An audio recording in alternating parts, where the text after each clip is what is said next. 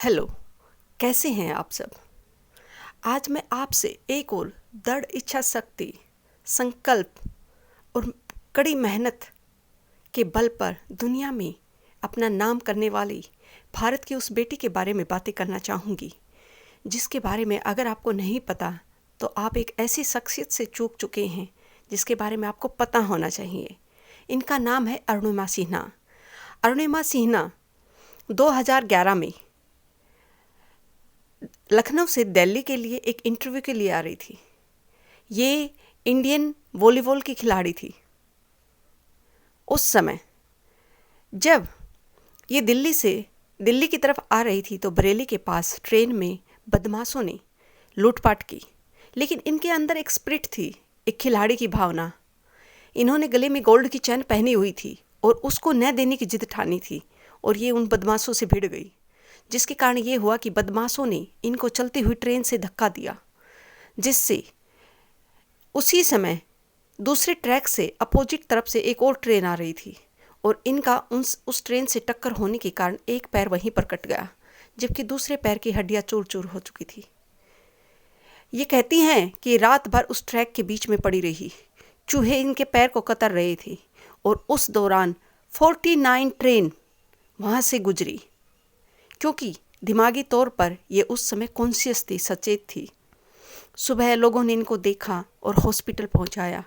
बरेली के district hospital में doctor इनको देखकर हैरान थे कि इतना सब ब्लड निकलने के बाद, इतनी पेन के बाद ये जिंदा कैसे है। डॉक्टर सोच रहे थे कि इनका ऑपरेशन कैसे किया जाए, क्योंकि उनके पास न तो बेहोशी के इंजेक्शन थे, न ब्लड था, न वो सब सुविधाएं थी। लेकिन उस समय अरुणिमा सिन्हा ने अपनी वास्तविक एक फाइटर वाली जो हिम्मत है वो डॉक्टर के सामने रखी। उन्होंने कहा, सर, जब मैंने इतना दर्द, रात भर 7 घंटे तक इतना पेन सहन कर लिया, तो ये ऑपरेशन तो आप मेरे जीवन बचाने के लिए कर रहे हैं, मैं इस दर्द को भी सहन कर लूँगी। और इन्हें बगैर बेहोशी के ही इनका पैर पुनः जो घाव वाला हिस्सा था काटा और फिर इनका ऑपरेशन किया गया। ये कहती हैं कि ये 4 माह तक एम्स में रही और जब ये उस दौरान मेडिकल में एडमिट थी तो काफ़ी सारी नेगेटिव खबरें भी न्यूज़पेपर्स में आई। अड़ोस पड़ोस के लोगों ने भी बोली कि अरे वो तो बगैर टिकट के साथ ट्रेन से जा रही थी। मीन्स काफ़ी तरह की बातें इनके बारे में बनाई, लेकिन इन्होंने कहा कि मैंने उस समय चुप रहना सही से समझा, क्योंकि कहीं ना कहीं मेरे अंदर एक जिद थी, जुनून थी कि इस दुनिया को दिखाना है, इन लोगों को मुझे प्रूव करना है। और इन्होंने उसी बेड से डिसाइड कर लिया कि अब अरुणिमा दुनिया के सबसे टफेस्ट गेम या कोई भी जो दुनिया का सबसे टफ काम है वो करेगी। इन्होंने उसी एम्स के बेड पर यह निर्धारित कर लिया कि अरुणिमा सिन्हा विश्व की सबसे ऊंची चोटी माउंट एवरेस्ट को फतेह करेगी।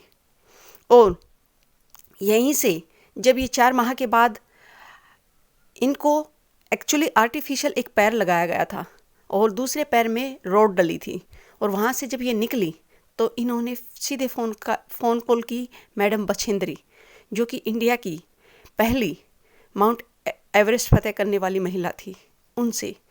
बछेंद्री ने कहा कि उन्होंने पहले इनकी बात को मजाक में लिया कि ऐसे कैसे हो सकता है, कोई ऐसे है और वो आएगा। लेकिन जब ये वहाँ से गई तो इन्होंने अपने लखनऊ के बजाय सीधी ट्रेन पकड़ी जमशेदपुर की, और ये मैडम बछेंद्री पाल से मिलने गई। जब बछेंद्री पाल ने इन्हें देखा तो उनकी आंखों में आंसू थे, क्योंकि इनके पैर पर अभी भी जो टाँकों के घाव थे वो ताज़ा थे। उन्होंने कहा, अरुणिमा, तुमने कैसे सोच ली ये चीज़। इन्होंने कहा, मैडम आप मुझे मौका दीजिए, मैं ये करके दिखाऊंगी। तब बछेंद्री ने इन्हें एक बहुत ही अच्छी बात बोली, जो ये कहती हैं कि मैंने उस बात को अपना दृढ़ निश्चय बना लिया। उन्होंने कहा, अरुणिमा, तूने दिल से तो माउंट एवरेस्ट फतेह कर लिया है, अब तो बस इस दुनिया को दिखाना है। और फिर इन्होंने इतनी मेहनत की और माउंट एवरेस्ट के लिए इन्होंने ट्रेनिंग प्रारंभ की। वहाँ पर भी लोगों ने इनका मजाक उड़ाया, लोग हर जगह इनका मजाक उड़ा रहे थे कि एक तो लड़की ऊपर से विकलांग, ये कैसे पॉसिबल है। लेकिन इनकी तो जिद थी। ये कहती है कि जब वह ट्रेनिंग कर रही थी तो काफ़ी सारे जो अन्य ट्रेनर थे उनसे पीछे रह जाती थी और कई बार तो ये रोती थी कि अगर मैं ऐसे पीछे रह जाऊंगी तो कैसे मैं माउंट एवरेस्ट को फतेह करूंगी।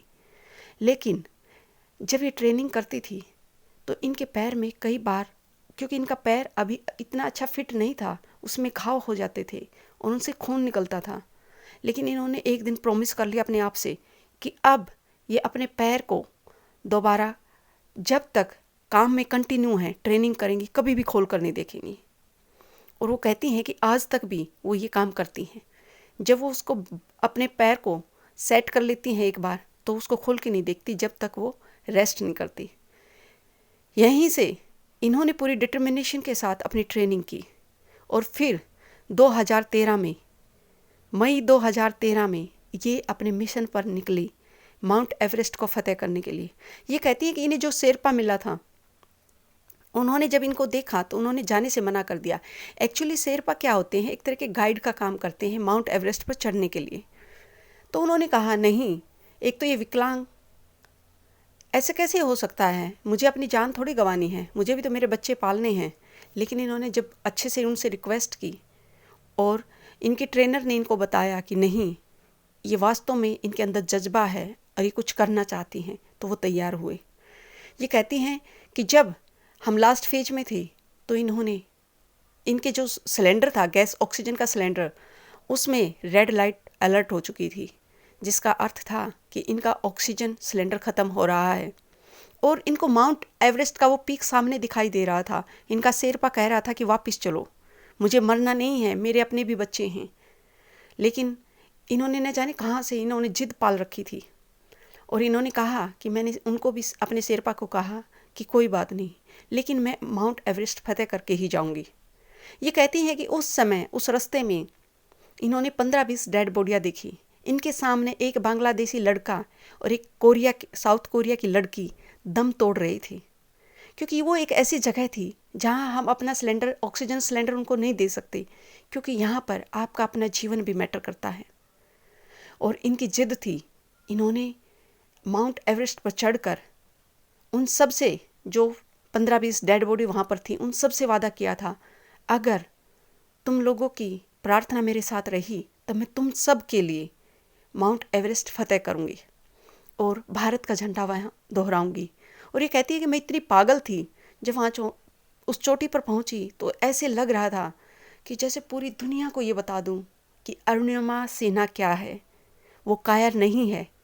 वो उन सब लोगों को बताना चाहती थी जिन्होंने उसका मजाक उड़ाया था। लेकिन उस समय इनके शेरपा ने कहा जल्दी चलो। और जब ये बेस कैंप में वापस आई तो लोगों ने मान लिया था, क्योंकि ये काफ़ी लेट हो चुकी थी, कि अरुणिमा सिन्हा अब नहीं है। लेकिन जब ये वापस आई तो सब ने इनके लिए तालियां बजाई और कहा कि अरुणिमा, तुमने वो कर दिया जो कोई सोच नहीं सकता था। और ये पहली विकलांग महिला खिलाड़ी थी, माउंटेनियर थी, जो माउंट एवरेस्ट पर चढ़ी। और इसके बाद इन्होंने विश्व की सभी ऊंची चोटियों को फतेह किया। सैल्यूट है भारत की इस बेटी को, इनके जज्बे को, जो किसी को भी हिला सकता है।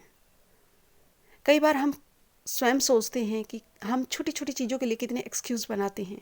अगर ये चाहती तो इनके पास तो इतना बड़ा एक्सक्यूज़ था, क्योंकि विकलांग थी, क्योंकि इनके साथ दूसरों ने गलत किया था। ये चाहती तो वो संवेदनाएं लोगों से, वो इमोशन भरी बातें बटोर सकती थी।